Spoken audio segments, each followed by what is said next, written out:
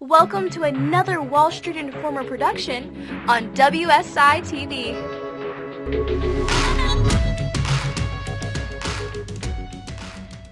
Welcome back into WSI TV. As always, I'm Sean Bauer, Chief Editor. With me today is Jordan Bishop. How's it going, Jordan? Doing great, Sean. Thanks for asking. Yes, we have a solid episode for you today. We got to get to some versus results before we get into a rapid fire round. Yeah. Great opportunity with oil. We're even going to make new stock picks later this episode. But to begin, I guess we got to start with versus results from the last round. Yeah, and I got real unlucky with this. I mean, I've said that before, but it's just, I don't know. I'm still liking my stock picks. I still think all three of them look good right now. And yeah. The trouble for us is we have this small 2-week period to trade in. Right, which we've done exceptionally well with in the past, by the way. Yeah, absolutely. But no, great picks. You just missed out a little bit on this one again. Yeah. So before we put it off any further, you ready for this Wheel of Misfortune? Yeah, let's go for it. All right, let's give it a spin. All right, here we go. So we have all the favorites on here, like Hot Sauce Shot, like I had to do last time. Jordan's going to get a new one, Brain Freeze, so he's going to have to slurp down a Slurpee in like 10 seconds and hopefully get a Brain Freeze. I don't know how I feel about that, Yeah, we'll see how it goes. All right, so as you'll see next week, I'll be taking that Brain Freeze challenge. We're going to move forward now to our rapid fire round. Sean's going to throw 60 seconds on the clock. We're going to answer the questions you guys have sent in. So whenever you're ready, Sean. Let's do it. All right, Sean, do you consider yourself a trader or an investor? Definitely both. We consider trading within 6 months. Investing is more than 6 months. We do both around here. Right. Jordan, do you prefer to trade within any particular index? No, I don't let that affect my trades, really. Whatever looks good could be in the NASDAQ, the Dow, the S&P, whatever it is. Agreed. Sean, do you trade binary options? No, you hear a lot of horror stories about binary options right now. It's not very well regulated, so I would say stay away from binary options for now. Jordan, when you're talking about the overall market, what is it you're actually talking about? Usually referring to like the Dow Jones or the S&P 500, really. Yeah. Do you trade certain stocks over and over again? Yeah, I think whenever you're trading more and more, you get stocks that you just like, that you keep making money on, so you go back to it time and time again. Something like UPRO for us, definitely. Yeah, definitely, yeah. Jordan, do you ever short sell stocks? I do when the market's right, but right now we've had a really long bull run, so I'd stay away from the short selling. Yeah, that's a good idea. Only in bear markets, right? Yeah. All right. That is some good timing there. We did not prefabricate that. Yeah, that was solid, 60 seconds. All right, so we're going to move forward into our main topic of the day. We've got America's oil empire, and this is an appropriate topic right now because Trump recently started rolling back Obama's climate control rules.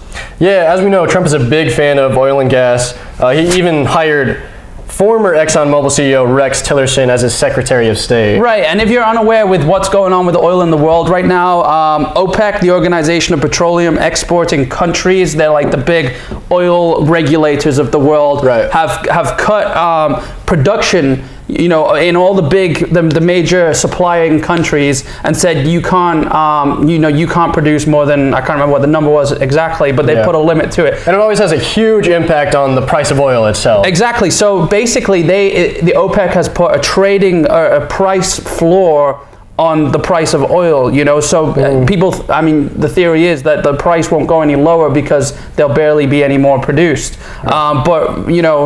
Recently, the U.S. found 1.2 billion barrels of oil in Alaska, and that completely changes things. Yeah, it's a huge deal, for sure. Yeah, because I know the U.S., Trump is sort of adverse to complying with these OPEC rules in the first place, so they're going to want to produce that oil, and, it's going to bring the price down. Right now it's around $50, if you look at it on a chart, $50 a barrel.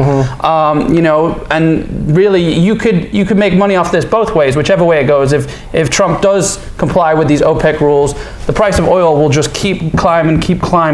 You can invest in something like USO. USO, exactly, oil, in United States oil. But if it does start to slip, you could always short sell oil. You're not short selling it, but if you buy DRIP, DRIP is the ticker, you're betting against the oil prices. Oil prices go down, DRIP goes up. Yeah, absolutely. That's some good information, Jordan. Thank you for that. Yeah, no problem. All right, so now we're moving on to versus round 7, where you really need a win, Jordan. I do. So what are you going with here? I've got Mix Telematics. They're a tech company based out of South Africa, and it's a penny stock. It looks ripe for me right now. All right, yeah, and we are doing tech stocks this round, just so you know. But my pick is going to be Tesla. We all know Elon Musk and Tesla. Yeah, big fan. One of the big boys, yeah. So we'll see how that goes. We'll look at it over the next 2 weeks, right? Definitely, yeah. And don't forget to subscribe to our YouTube channel. Give us a comment if you like the video, a thumbs up, whatever that YouTube jargon is, all at the bottom of the screen. The subscribe button will be up right now. Thanks for joining us. Yeah, absolutely. And thank you, Jordan. We'll see you guys next time. Cheers.